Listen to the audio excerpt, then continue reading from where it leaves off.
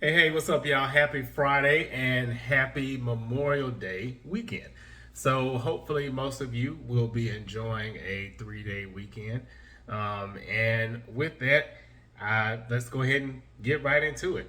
One album that I've been revisiting here lately is one of my favorites from Alicia Keys. Actually, let me rephrase that. It is my favorite. I think it's her best album. I feel like Diary of Alicia Keys is the quintessential Alicia Keys album.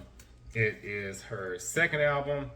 I was so excited when I was able to find this on vinyl. I mean, even the cover. I mean, come on, like it almost looks like you can peel back the piano keys and then just see the other side of her face. Maybe it's just me, but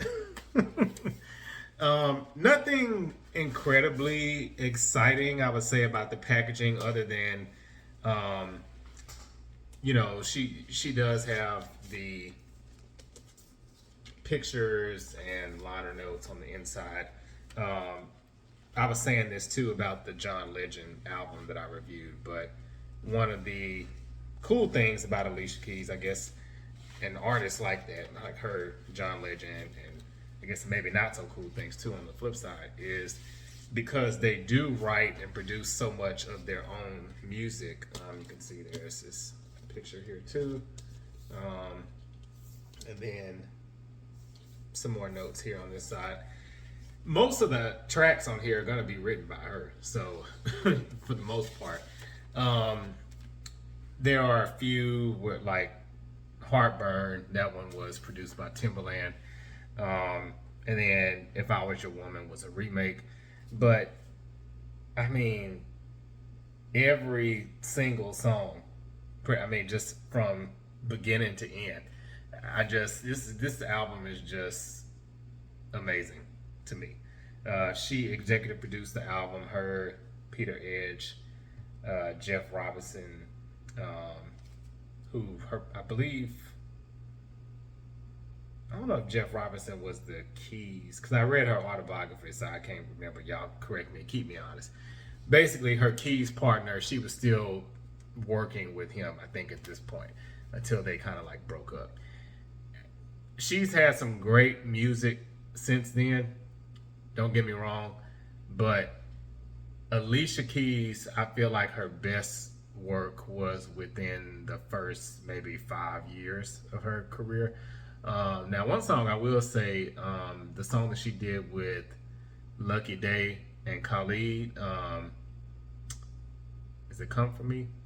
So I can't remember. But anyway, that song jams. I still listen to that a lot. So she's had great music since then. I'm not saying that. I'm not discrediting that. But um, no skip type of albums. I feel like it kind of stopped after this Diary of Alicia Keys.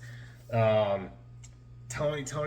I mean, hey, you got to be big to pull out Tony, the original, all three of the original members. Which, if y'all have not heard, they are supposedly going on tour, I believe, this summer or sometime before the end of the year. So, definitely looking forward to that. If I Ain't Got You, I mean, the singles. I mean, let's just get into that for a minute. Um, you Don't Know My Name. When that song first came out, I remember the phone number that she gives on the talking part. A lot of people would try to call it, and and it was cool because in an R&B song, you really, I felt like she was the first female R&B artist to do that. And y'all correct me if I'm wrong.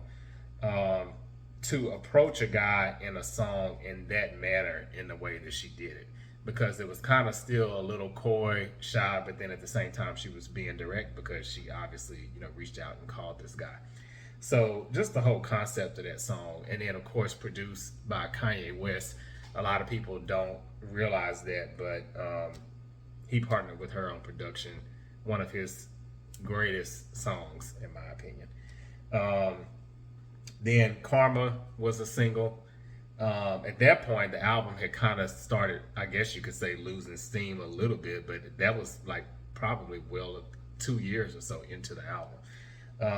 Then, If I Ain't Got You, and that had the whole kind of movie. The videos for this album had like a bit of a movie theme, I feel like, especially for If I Ain't Got You, which had Method Man in the video, and then the You Don't Know My Name video, which had Mos Def in it.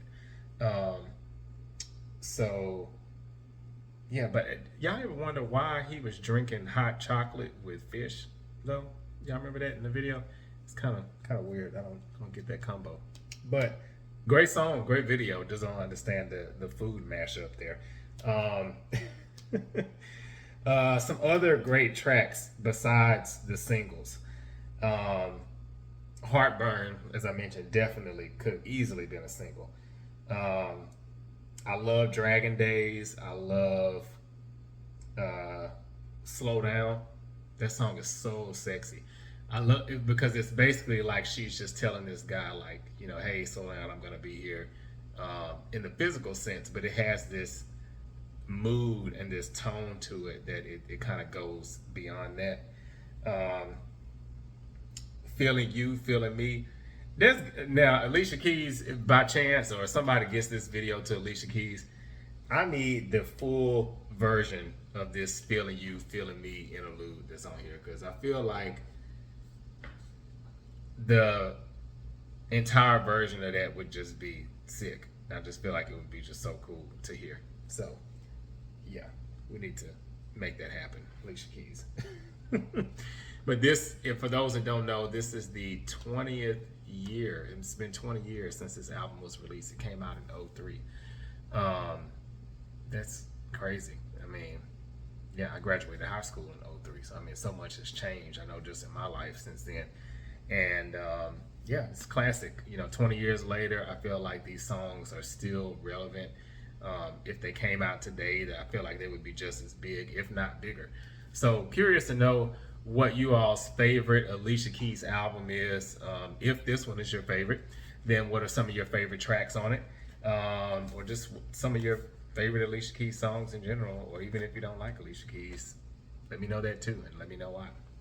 But Diary of Alicia Keys, this week's album review. And thanks everyone for tuning in, and hopefully you have a very safe and fun Memorial Day weekend.